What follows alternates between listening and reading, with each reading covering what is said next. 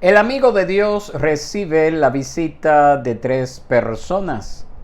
Lo que se le revela a Abraham contiene un mensaje de bendición y de juicio. En este día acompáñame a meditar, a tomar notas y considerar las enseñanzas que podemos extraer de Génesis capítulo 10 y 8. Seas bienvenido.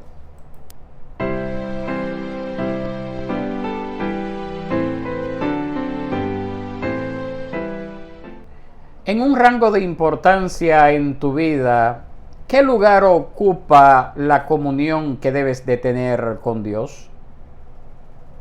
En Génesis capítulo 18 nos revela la íntima comunión que Abraham disfrutó con Dios. El Señor viene con un mensaje doble para Abraham.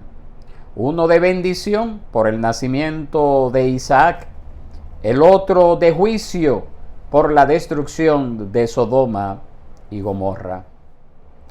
En los versos 1 al 4, nosotros podemos ver cómo se le apareció el Señor a Abraham. El texto se refiere al Señor. Dice así específicamente en el versículo 1.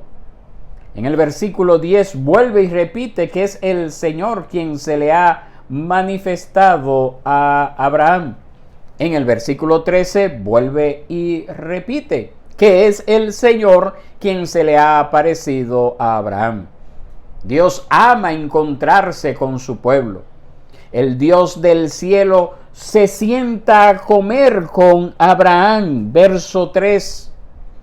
3 hombres están delante de él, pero Abraham se dirige a uno solo y a ese solo le llama Señor.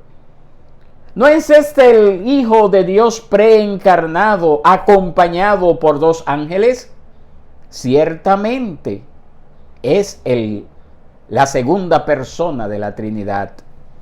Es evidente que a lo largo del Antiguo Testamento, quien eventualmente asumiría una naturaleza humana de manera permanente, se ha estado revelando a sus santos en episodios temporales. También vemos algo que se aclara en otros pasajes, a saber que Cristo suele ir acompañado de ángeles cuando viene a bendecir o a juzgar. En esta visita específicamente, ambas cosas ocurren. Observa la generosidad de Abraham y también su hospitalidad, características que son requeridas a los ancianos de la iglesia, es decir, a los pastores, pero que también deben de ser fomentadas por los miembros, por todos los creyentes, por todos los que formamos parte del cuerpo invisible de Cristo.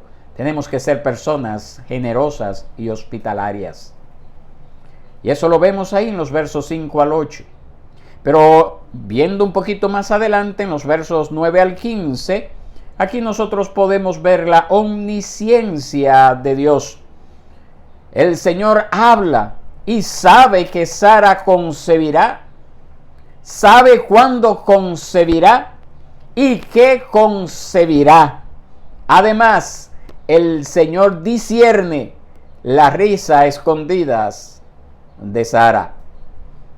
Este es el Hijo de Dios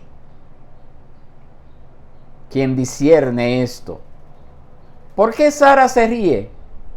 No es como si estuviera revelando algo diferente a lo que nosotros vimos en el capítulo anterior, pero es muy probable que Abraham no le hubiese querido decir nada a Sara acerca de aquella anterior revelación para quizás no crear falsas esperanzas de nuevo en Sara.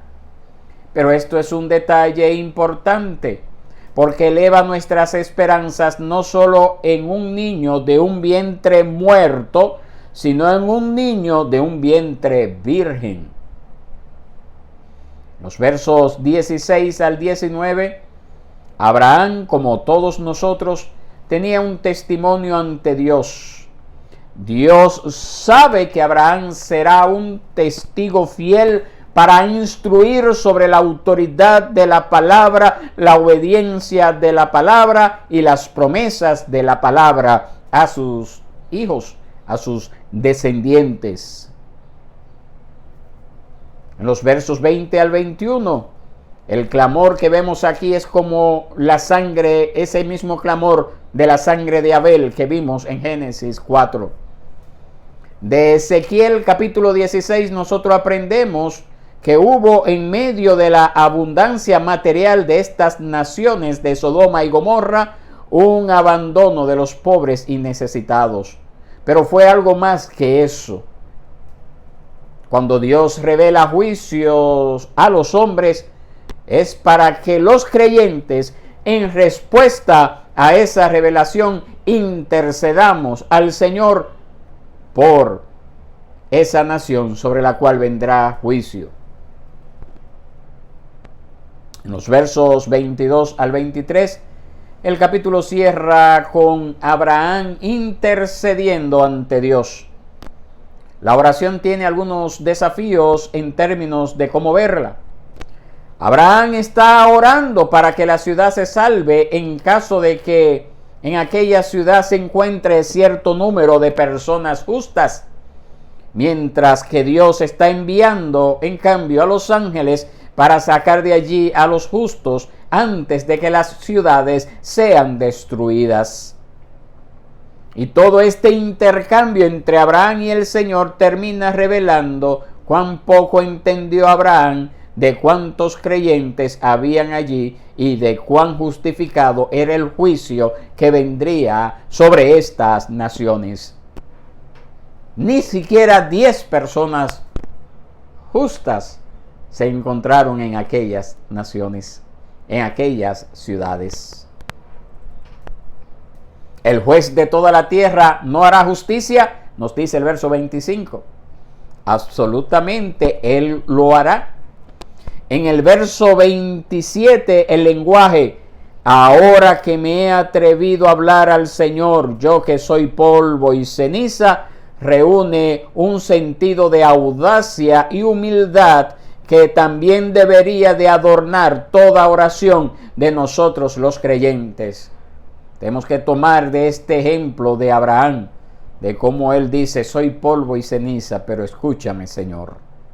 Esa debe de ser también la actitud con la que debemos de acercarnos al Señor cuando intercedemos a favor de algo o de alguien.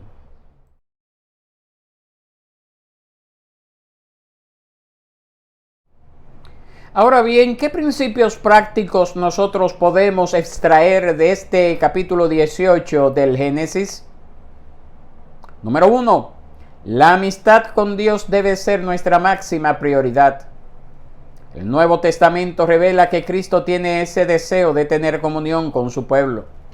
Apocalipsis capítulo 3, verso 20 nos dice que Él está a la puerta y llama. Y está llamando a un creyente. Tenga en cuenta que el momento de la visita de Dios a Abraham fue después de la circuncisión, lo que indica que ya él había sido consagrado a Dios. Por esa razón tenemos que tomar en cuenta que Dios viene a un pueblo que ya ha sido separado o consagrado para él. En cambio, Lot es rescatado por los ángeles, pero no tuvo la visita de Dios como le sucedió a Abraham. Muchos se pierden de este privilegio de mantener comunión divina porque están demasiado enredados en el mundo. ¿Eres tú una de esas personas? La invitación es que tome cartas en el asunto a partir de este momento. Número 2. Las grandes obras de Dios están ligadas a su palabra. Aquí en el verso 14 nosotros podemos ver cómo el Señor dice, hay algo demasiado duro, maravilloso, sobrenatural para el Señor. Esta no es una palabra para sugerir que Dios hará lo que quieras si crees lo suficiente. Esta palabra está ligada a la promesa de un hijo que le habría de nacer a Abraham. En otras palabras, si Dios ha prometido algo, aunque parezca imposible, se cumplirá. Esta es una buena palabra para aquellos que piensan que su pecado es demasiado grande para ser perdonado por el Señor. Aunque tú lo consideres imposible, Dios perdona pecados particulares en tu vida. Confía, Él lo hará. Ven a Él en arrepentimiento y fe. Acércate confiadamente al trono de la gracia por los méritos de Cristo. Número 3. Padres, debe de ser un ejemplo para nosotros la manera en que Abraham instruyó en los caminos del Señor a su casa. El uso o descuido de los medios de gracia que el Señor nos ha dado generalmente pueden predecir la fortaleza o debilidad espiritual de tu hogar. ¿Por qué leer y cantar de vez en cuando puedes hacerlo todos los días en tu casa con tu familia? ¿Por qué traerlos a la iglesia una vez cuando tal vez tienes 2 o más oportunidades cada semana? Número 4. Tenga cuidado de no establecer paralelos entre el juicio de Dios sobre Sodoma y Gomorra y los desastres naturales que se manifiestan en estos tiempos. En el caso de Sodoma y Gomorra es un juicio divinamente revelado, como lo fue el diluvio. Este caso, Sodoma y Gomorra, vienen a ser una imagen del juicio final. Pero en ningún caso de un desastre natural hoy en día, Dios viene y dice: he aquí la razón por la que esto está pasando. Ya no tenemos esas revelaciones. Cumplieron su objetivo en aquella época, en aquellos tiempos. Pero en nuestros tiempos, los desastres naturales, nosotros debemos verlo como desastres naturales que tienen un mensaje, un único mensaje, y es ese mensaje que nosotros encontramos en Lucas capítulo 13. Arrepentíos. Ese es el mensaje. Y cuando los desastres llegan sobre una nación, un área geográfica, no llegan porque este pueblo sea más malo que el pueblo sobre el cual no llegó el juicio. La invitación sigue siendo igual. No piense que porque hay juicio sobre este pueblo es porque este pueblo es más malo que aquel otro que no vino juicio. La invitación para ambos es: arrepiéntanse. Arrepiéntanse. Arrepiéntanse. Lea Lucas 13. Saca un tiempo ahora, un ratito. Número 5. Independientemente de lo que hagamos con la oración de Abraham, lo más básico es que el pueblo de Dios siempre está llamado a orar, y específicamente a orar por los elegidos de Dios. Y visto esto, es bueno que nos preguntemos: ¿por qué la oración es en estos tiempos nuestro último recurso? ¿Por qué la oración es la cenicienta de la iglesia? Cualquier otra actividad en la iglesia atrae gente, menos la oración. ¿Usted cree que eso está bien? ¿Usted cree que usted hace bien con seguir ese ejemplo de no venir a la oración? Ojalá el Señor le ayude a meditar en esto. Y número 6. Jóvenes, recuerden, la justificación es por la fe. Eso lo vimos en Génesis 15:6. Tengan esto en cuenta cuando lea acerca de los justos y los malvados en este libro del Génesis. En última instancia es una cuestión de fe salvadora o incredulidad. Dios perdonará a Lot, como lo veremos en el próximo capítulo, en los capítulos siguientes, porque Lot, a pesar de sus defectos, tenía una fe genuina en Dios.